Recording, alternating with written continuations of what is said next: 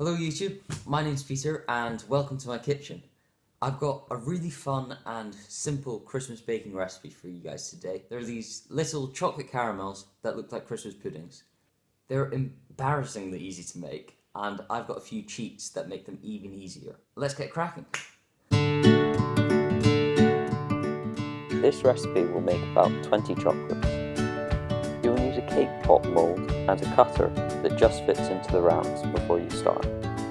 You will need 150 grams of dark chocolate, 50 grams of white chocolate, about 20 grams of red fondant, 30 grams of green fondant, 200 grams of caramel, I'm cheating by using shot pop, and about 50 grams of shortcrust pastry.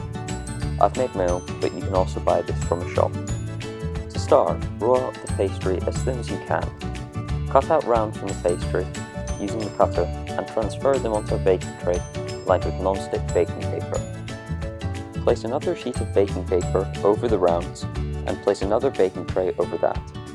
This will weigh down the pastry and keep it flat when baking. Bake the rounds in a preheated oven at 160 degrees Celsius fan or 320 Fahrenheit for about 10 minutes or until golden brown. Melt the dark chocolate in 20 to 30 second bursts in the microwave and leave it to cool for a couple of minutes until slightly thickened. Spoon in just less than a teaspoonful of chocolate into the bottom of each of the domes of the cake pop molds. Then run the back of the spoon around the molds so that they are completely covered in the chocolate. Now put this in the fridge to set. Fill a piping bag with the caramel and pipe it about 5/6 of the way up the chocolate shells. Place a round of the pastry onto each of the domes, making sure it sits no higher than the rim of the molds. Remelt the remaining dark chocolate and fill a piping bag with it. Cut a small opening into the bag and pipe around the pastry, making sure it joins to the edge of the mold and that there are no gaps. Now leave this to set in the fridge. In the meantime, roll out some green fondant onto a surface lightly dusted with icing sugar and cut out some holly leaves. Also roll some tiny balls of the red fondant to make some holly berries.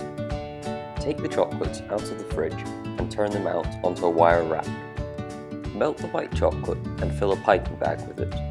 Allow this to cool slightly for a few minutes so that it doesn't melt through the chocolate shells. Pipe the white chocolate onto the top of the domes.